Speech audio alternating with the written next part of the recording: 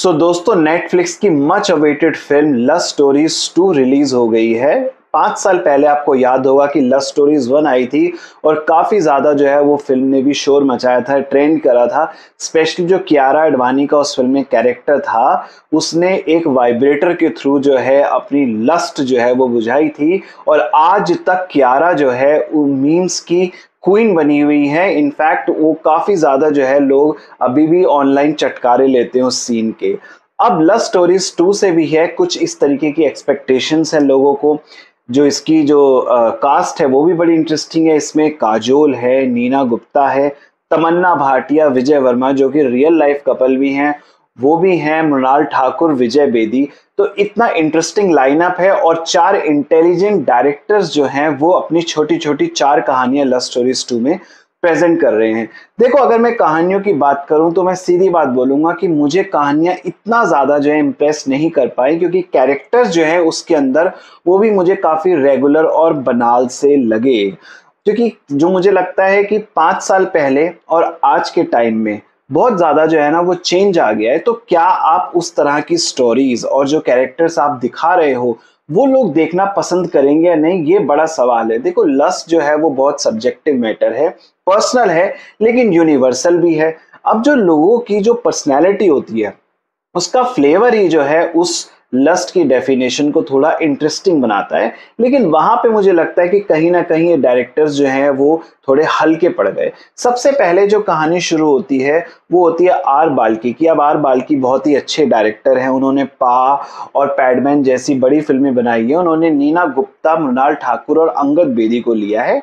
अंगद बेदी और मृणाल की शादी की बात चल रही है पहली कहानी में, और नीना जो है वो दादी का कैरेक्टर प्ले कर रही है और वो कहती है कि भाई दोनों ने सेक्स कर लिया क्या। तो बड़ा ही ऑकवर्ड साइलेंस हो जाता है और कहते हैं ये क्या हो गया। अब नीना गुप्ता का जो कैरेक्टर है वैसे वो काफी एजेड दिखाया गया है, उनसे चला नहीं जाता है ज्यादा और पूरा टाइम वो भक्ति में लीन रहती है। लेकिन जब वो मुंह खोलती है तो वो बोलती है कि जो बॉडी होती है वो माउंट फूजी की तरह होती है। इस वोल्केनो, जब ये वोल्केनो फट जाता है तभी जो है वो शांति मिलती है।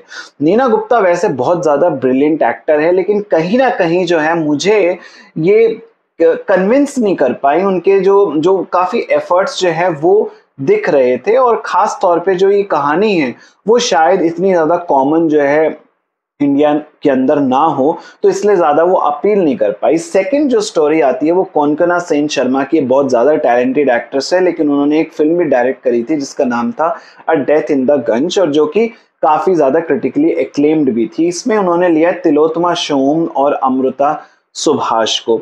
इसके अंदर जो है तिलोत्तमा अपने एक दिन घर आती हैं, अपने ऑफिस से थोड़ा जल्दी आ जाती है, उनके सर में दर्द होता है। तो वो देखती है कि जो उनकी मेड है जो कि अमृता है वो अपने हस्बैंड के साथ उनके बेड पर, उनके बेडरूम में मेकआउट कर रही है। भाई ये देखकर वो थोड़ी तिलमिला जाती है, लेकिन उसके बाद क्या होता है कि वो उसको देख के वॉयरिस्टिक प्लेजर लेने लग जाती हैं और उसको रोकने की जगह एक्चुअली वो डेली आती है अपने घर में उसी टाइम पर इन दोनों का सेक्स सीन देखने के लिए। और इससे जो है उनको अपनी खुद की सेक्सुअल अवेकनिंग हो जाती है और वो दिखाया है कि उसके अंदर उनको देखते देखते खुद ही मास्टरबेट करती हैं। अब भाई अमृता जो उनकी मेड है वो भी ये जान जाती है कि डेली जो है मेम साहब आती हैं लेकिन कुछ कहती नहीं है, तो वो इसलिए ज्यादा एक्साइटिंग हो जाती है, ज्यादा इंजॉय कर पाती है सेक्स को कि उनकी मालकिन जो है वो उस नजारे को देख रही हैं।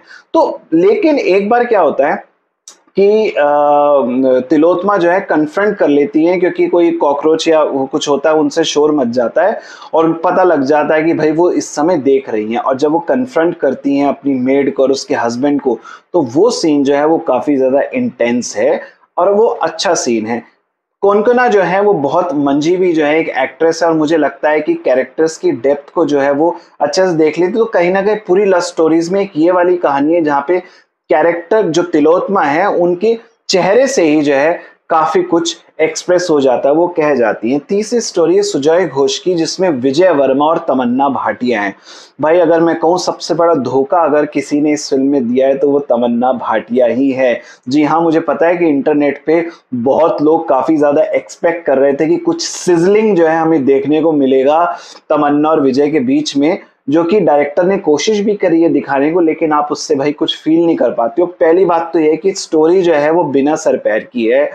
विजय जो है रास्ते में जा रहे हैं बहुत ही ब्यूटीफुल सी लोकेशन में, ऑफिस उनको जाना है, लेकिन उनका एक्सीडेंट हो जाता है, गाड़ी खराब हो जाती है। उसके बाद वो पास के गांव में चले जाते हैं।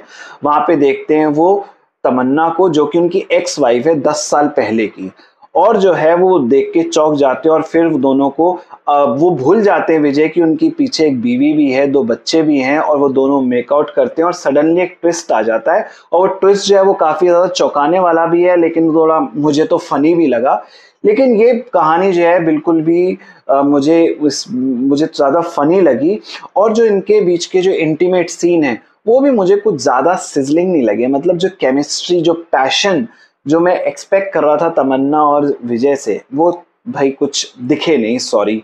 और चौथी कहानी है अमित रविंद्रनाथ शर्मा की, जो कि अमित ने बधाई हो फिल्म डायरेक्ट करी थी, जो कि बहुत चली थी, तेवर, और उनकी आने वाली एक फिल्म मैदान भी है।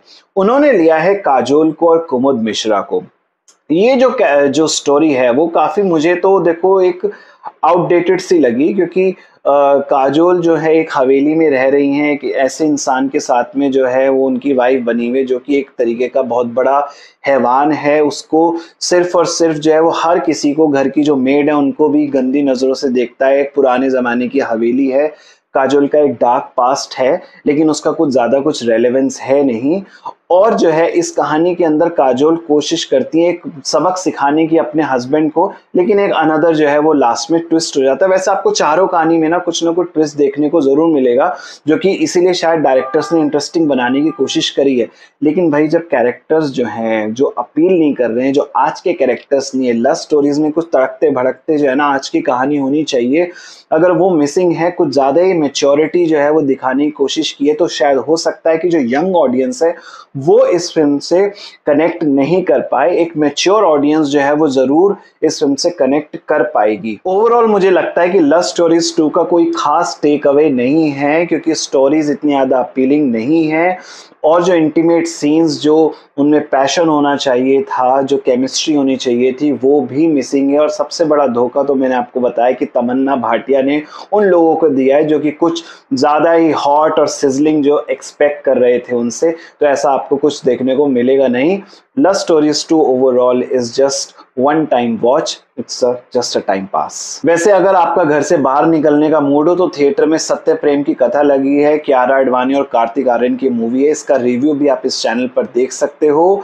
और आज जितनी भी लेटेस्ट मूवीज आती हैं, चाहे वो OTT पे आए, थिएटर्स पे, आपको इस चैनल पर सबसे पहले उनका रिव्यू देखने को मिलता है। इसलिए अगर आपने सब्सक्राइब नहीं किया है तो फटाफट से इस चैनल को सब्सक्राइब कर लो। Thank you for watching.